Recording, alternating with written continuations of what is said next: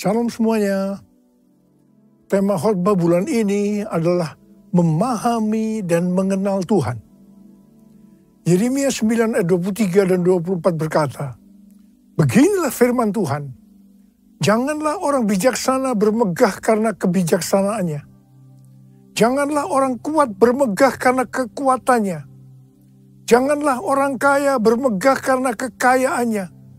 Tetapi siapa yang mau bermegah, baiklah bermegah karena yang berikut, bahwa ia memahami dan mengenal aku, bahwa akulah Tuhan yang menunjukkan kasih setia, keadilan, dan kebenaran di bumi.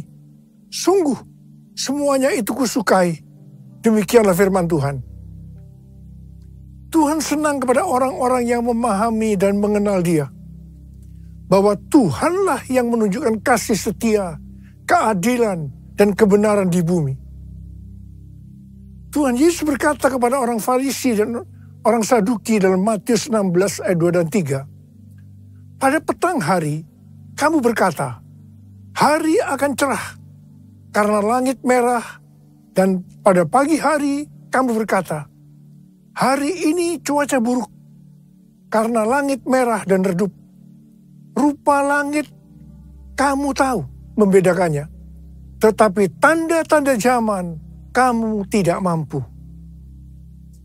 Tuhan juga berbicara kepada kita agar kita tidak hanya bisa melihat atau membedakan tanda-tanda yang terjadi di dunia ini, tetapi lebih daripada itu, kita harus mampu melihat tanda-tanda akan kedatangan Tuhan Yesus yang kedua kali. Sesuai dengan 1 Tesalonika 5 ayat 1 sampai dengan 11, dikatakan bahwa hari Tuhan datang seperti pencuri pada malam hari. Ini berlaku kepada orang-orang yang hidup dalam kegelapan. Tetapi bagi kita yang hidup dalam terang, hari Tuhan tidak datang tiba-tiba seperti pencuri. Orang yang hidup dalam terang atau siang adalah orang yang berjaga-jaga dan sadar. Orang yang hidup dalam terang atau siang tahu akan tanda-tanda zaman. Hari-hari ini Tuhan sedang berbicara kepada gerejanya tentang tahun 2033. Bahwa pada tahun 2033, setiap orang akan berjumpa secara autentik dengan Tuhan Yesus melalui kuasa dan hadirat Roh Kudus. Sampai tahun 2033, setiap kita mendapat kesempatan untuk memperkenalkan Yesus kepada setiap orang. Tahun 2033 merupakan goal penyelesaian amanat agung. Kalau benar tahun 2033 amanat agung selesai, tidak berarti bahwa Tuhan Yesus pasti datang tahun 2033. Ini tidak alkitabiah. Tetapi kalau kita berkata, tahun 2033 Tuhan Yesus bisa datang, itu alkitabiah. Sesuai dengan Matius 24 ayat 14 yang berkata, kalau amanat agung selesai, baru setelah itu tiba kesudahannya. Baru setelah itu bisa berarti 1 minggu, 1 bulan, 1 tahun, atau beberapa tahun. Tetapi yang jelas kita harus mengerti adalah Tuhan Yesus berkata, "Aku datang segera." Saya terus bertanya kepada Tuhan Yesus, bagaimana untuk menyelesaikan amanat agung ini? Tuhan memberikan jawaban melalui Yeremia 33 ayat 3. "Berserulah kepadaku, maka aku akan menjawab engkau dan akan memberitahukan kepadamu hal-hal yang besar dan yang tidak terfahami, yakni hal-hal yang tidak kau ketahui." Saya lakukan apa yang Tuhan suruh ini. Saya terus berseru-seru kepada Tuhan. Tuhan kembali memberikan pengertian bahwa hal-hal yang ada di depan ini adalah sesuatu yang besar. Tuhan memberikan kata kunci, sembahyang. Kita tahu bahwa arti sembahyang ini adalah berdoa. Tetapi Tuhan memberikan pengertian kepada saya, arti dari sembahyang itu sebagai berikut. Sembahyang berasal dari kata sembah dan yang. Kata yang berasal dari bahasa Sanskerta, Jawa kuno, Bali, yang berarti yang maha kuasa, yang maha mulia, yang maha suci. Bagi kita orang percaya, yang maha kuasa, yang maha mulia, yang maha suci, itu adalah Allah kita yang namanya Tuhan Yesus Kristus. Haleluya! Jadi kita harus menyembah Tuhan Yesus Kristus.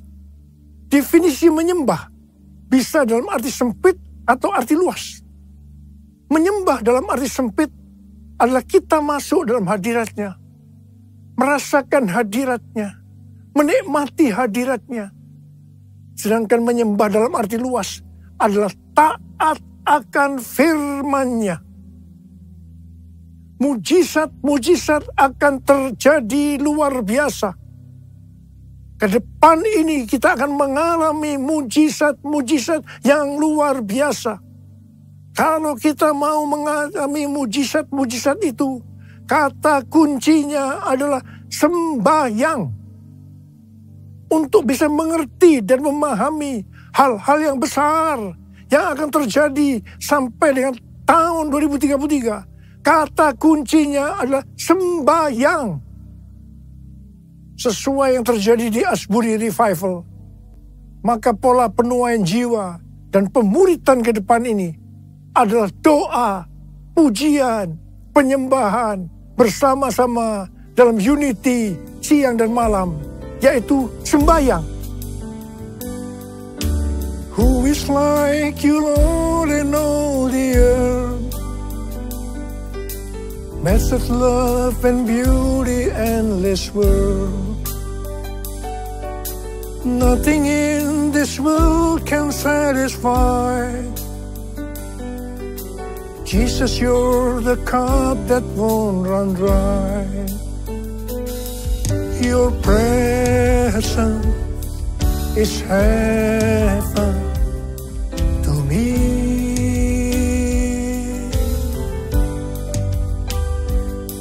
Your presence is heaven to me.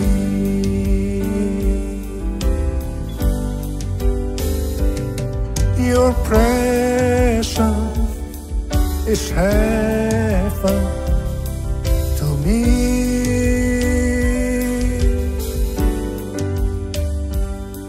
Your presence is heaven to me. Pada tanggal 3 sampai dengan 6 Oktober 2023, ada acara WPA atau World Prayer Assembly di Perth, Australia. Bagi saya, ini adalah WPA yang ketiga. WPA yang pertama dan yang kedua diadakan di SICC pada tahun 2012 dan tahun 2022. Ayat emas dari WPA sejak tahun 2012 adalah Habakuk 2 ayat 14. Sebab bumi akan penuh dengan pengetahuan tentang kemuliaan Tuhan, seperti air yang menutupi dasar laut.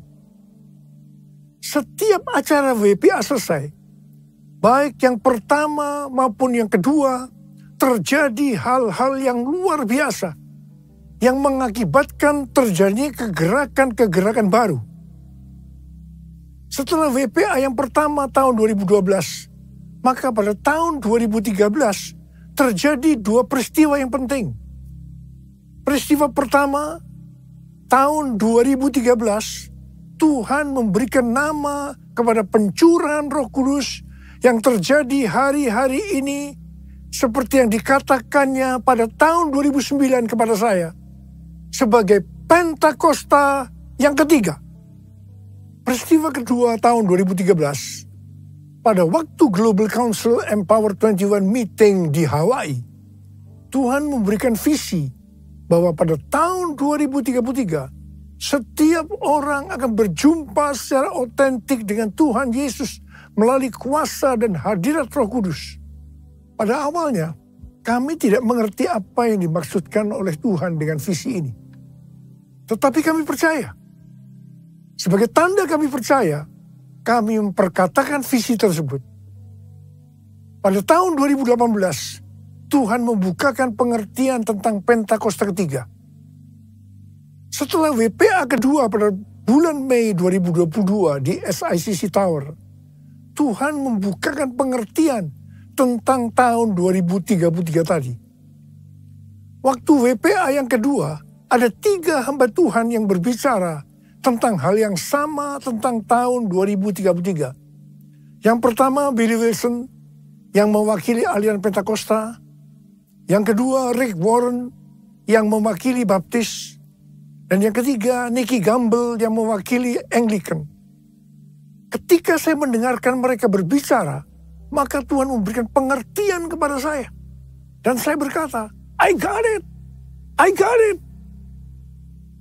Setelah itu ada konferensi Empower 21 di Amsterdam yang temanya Everyone. Ini dapat diartikan bahwa setiap orang akan mendapatkan kesempatan untuk berjumpa secara otentik dengan Tuhan Yesus melalui kuasa dan hadirat Roh Kudus pada tahun 2033.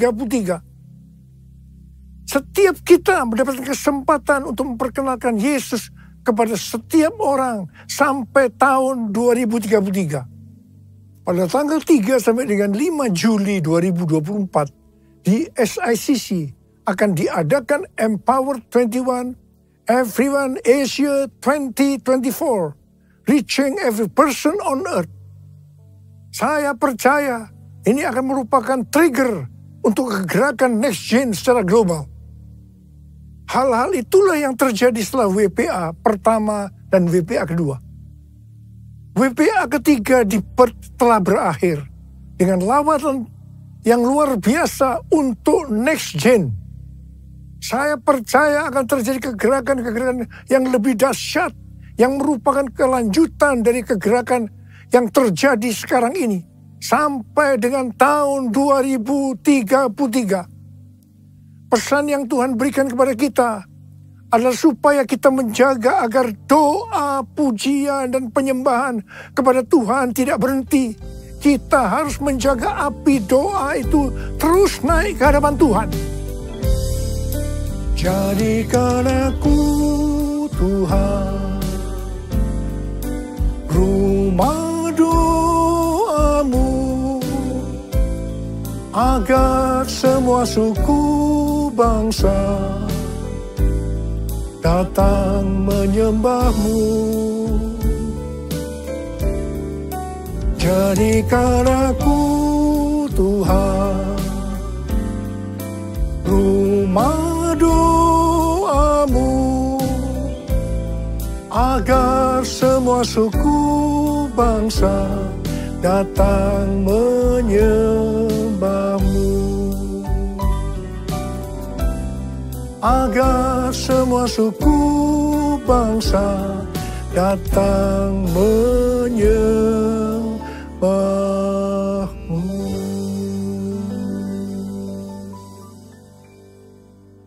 Hal-hal yang harus kita lakukan agar api doa, pujian, penyembahan tetap menyala siang dan malam adalah sebagai berikut. Imamat 6 ayat 12 dan 13 berkata, api di atas mezbah itu harus dijaga supaya terus menyala. Jangan dibiarkan padam. Setiap pagi imam harus menaruh kayu di atas mezbah, mengatur kurban bakaran di atasnya, dan membakar segala lemak kurban keselamatan di sana. Api di atas mezbah harus dijaga tetap menyala. Jangan sampai padam. Tuhan mau agar umat kepunyaannya, imamat yang rajani, yaitu kita ini semua, menjaga api doa tetap menyala. Ayat ini yang menjadi kekuatan pendorong bagi kaum Moravian di Herrnhut yang mempertahankan api doa, pujian, penyembahan 24 jam selama 100 tahun. Wow! Bagaimana supaya api doa tetap menyala? Apa yang harus kita lakukan? Yang pertama, senantiasa mempersembahkan kurban bagi Tuhan.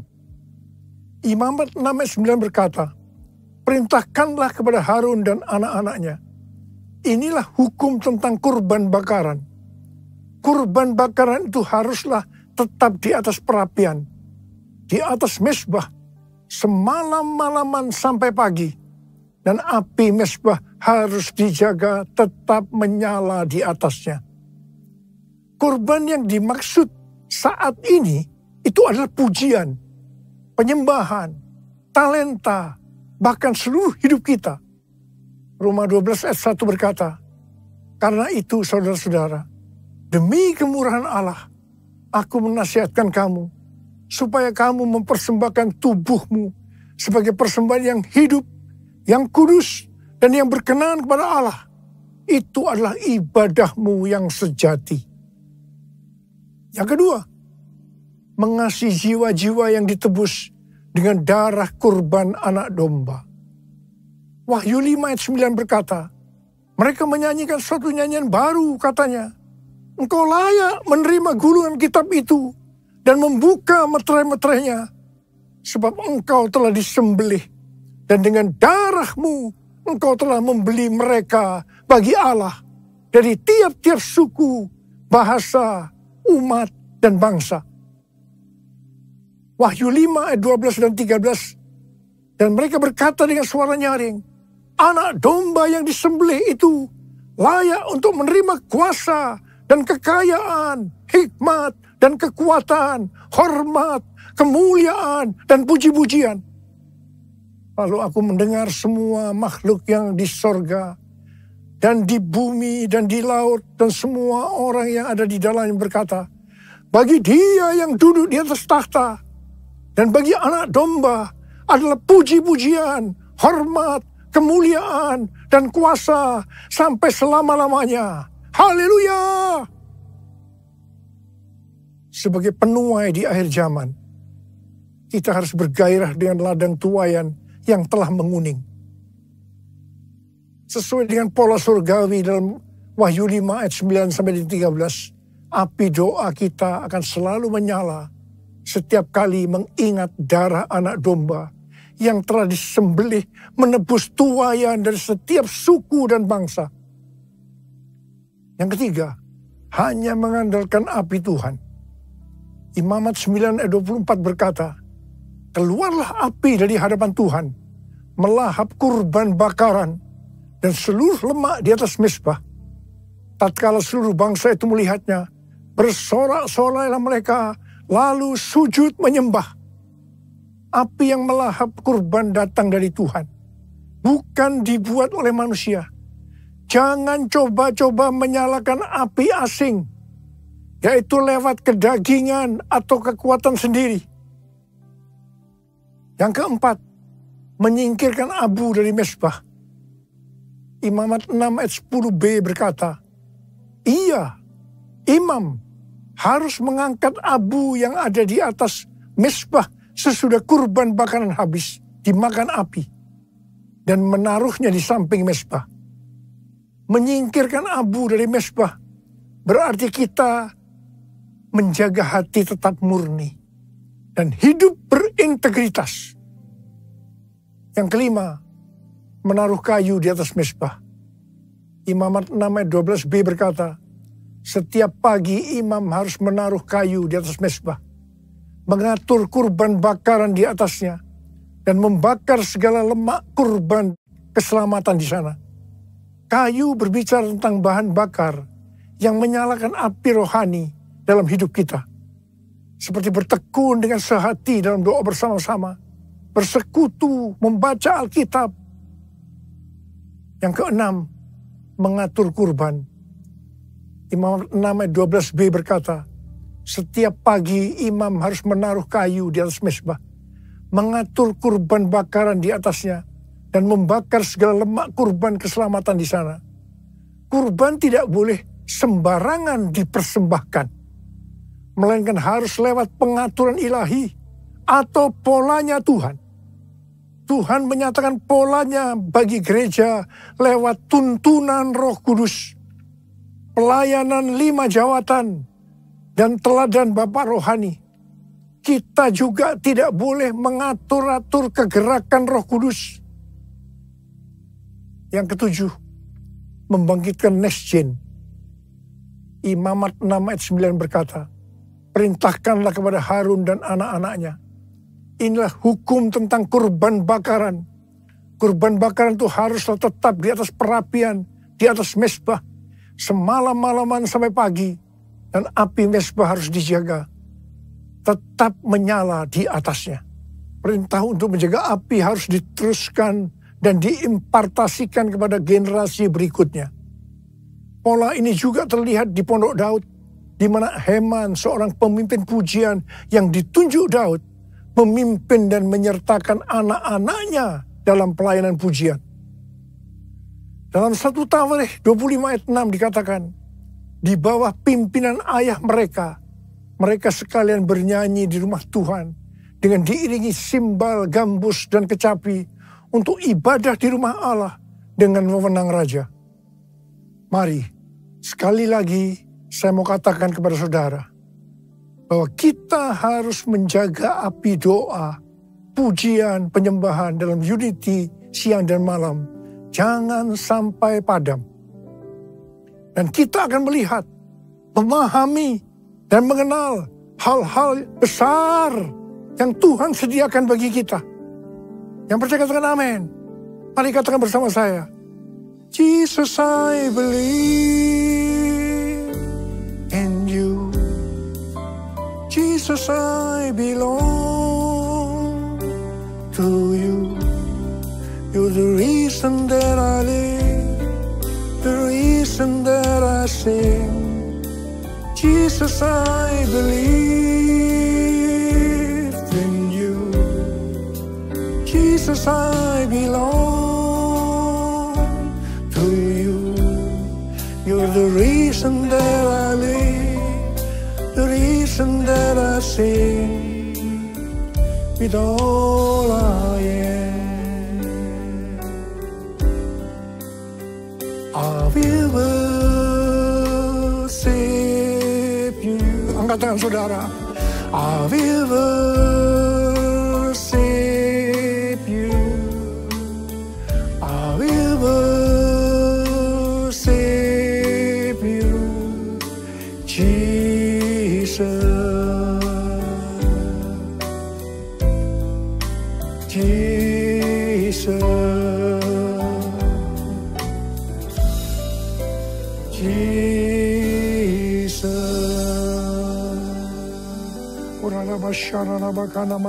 Mari kita berbahasa roh. Berbahasa roh. Yang sudah berbahasa roh, berbahasa roh.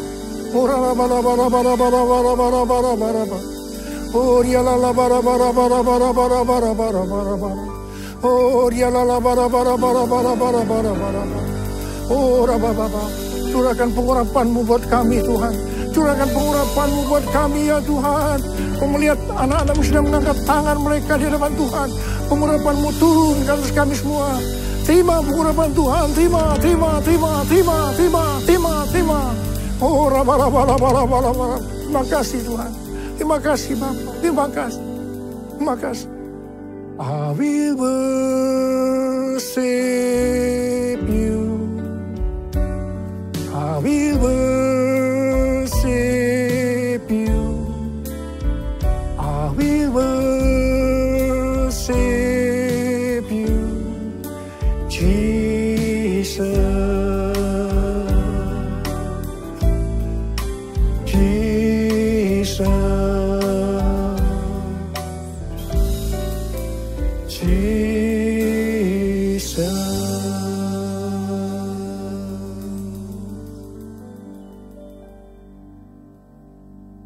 Mari, saudara-saudara, kita akan masuk dalam perjamuan kudus. Kita akan mengingat ayat ini. Setiap kali kamu makan roti ini dan minum cawan ini, kamu memberitakan kematian Tuhan sampai Ia datang. Perjamuan kudus adalah perjamuan Tuhan Yesus sendiri. Setiap kali kita masuk dalam perjamuan kudus, Tuhan Yesus selalu berkata, biarlah ini menjadi peringatan akan aku. Biarlah ini menjadi peringatan akan aku. Karena itu mari arahkan hati kita kepada kebaikan Tuhan. Kita akan mengingat kebaikan Tuhan. Supaya kita lebih mengasihi Tuhan Yesus. Kita lebih mengasihi satu dengan yang lain. Mari tundukkan kepala. Bapa, siapakah kami sebelum kami mengenal Engkau? Kami semua orang berdosa. Upah dosa adalah maut, mati. Tapi Engkau yang tidak berdosa telah dijadikan dosa oleh karena kami. Engkau harus turun dari sorga mulia, menjelma menjadi manusia, mati ganti kami dengan penderitaan yang luar biasa. Sungguh kalau kami pikirkan betapa baiknya Engkau ya Aba. Kau jadikan kami sebagai anak-anak-Mu. Kau tuntun, Kau bela, Kau lindungi, Kau berkati. Engkau tegur, bahkan Kau hajar kalau kami salah. Itu Engkau ya Aba. Itu Engkau. Tuhan akan memberkati kita semua melalui perjamuan kudus. Tapi Tuhan mau kita makan dan minum dengan cara yang benar. Karena itu masing-masing berdoa. Introspeksi. Lihat keadaan diri masing-masing. Jangan menyimpan dosa. Kalau ada dosa yang Tuhan ingatkan, langsung minta ampun. Ampuni kami Tuhan. Ampuni kami. Ya Tuhan, ampuni kami. Ampuni. Ya Tuhan, ampuni. Layakkan kami untuk masuk dalam perjamuan kudus. Berkat-Mu melimpah buat kami anak-anak-Mu. Terima kasih. Kami akan masuk dalam perjamuan kudus dengan hati yang penuh ucapan syukur. Dalam nama Yesus. Amin. Mari. Angkat roti di tangan kanan kita tinggi-tinggi. Sebab apa yang telah kuteruskan kepadamu telah aku terima dari Tuhan. Yaitu bahwa Tuhan Yesus pada malam waktu Ia diserahkan mengambil roti. Dan sesudah itu Ia mengucap syukur atasnya. Ia memecah-mecahkannya. Dan berkata, inilah tubuhku yang diserahkan bagi kamu. Perbuatlah ini menjadi peringatan akan aku. Sudah dikasih Tuhan. Bukankah roti yang kita pecah-pecahkan ini adalah persekutuan kita dengan tubuh Kristus. Mari kita makan dalam nama Yesus.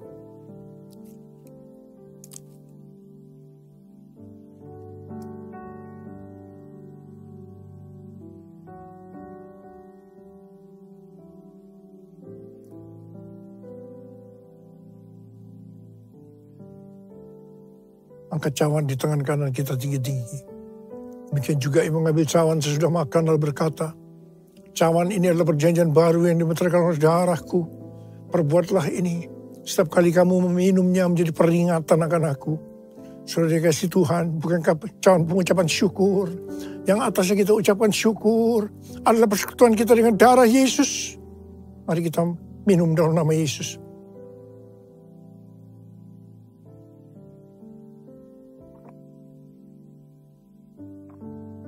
Mari angkat tangan kita di depan Tuhan. Ucapkan syukur dan terima kasih.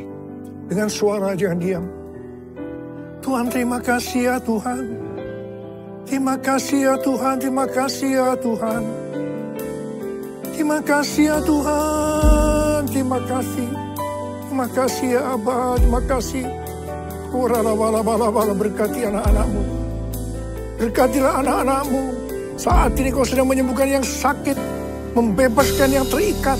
Engkau menghibur yang susah. Engkau menguatkan yang lemah. Engkau memberikan pengharapan-pengharapan yang baru. Bagi yang datang dengan keadaan putus pengharapan. Tuhan terima kasih. Terima kesembuhan. Terima.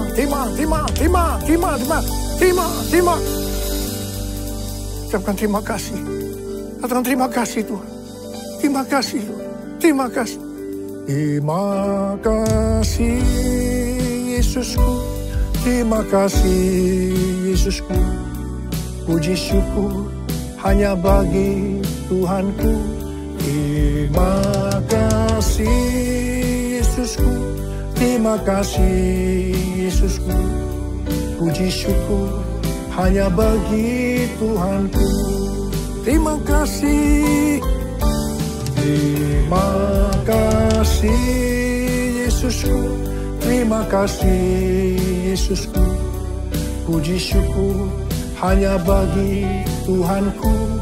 Terima kasih Yesusku. Terima kasih Yesusku.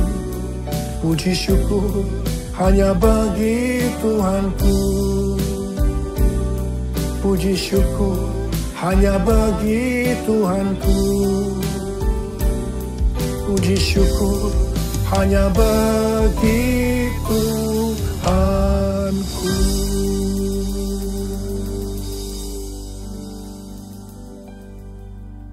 Terimalah berkat Tuhan, kasih karunia yang berlimpah-limpah daripada Allah Bapa dalam Anak yang tunggal Yesus Kristus, persekutuan yang manis dengan Roh Kudus menyertai saudara sekalian mulai hari ini, sampai Tuhan Yesus datang menjemput kita di awan-awan dan bahkan sampai selama-lamanya. Yang percaya bersama-sama katakan, Amin.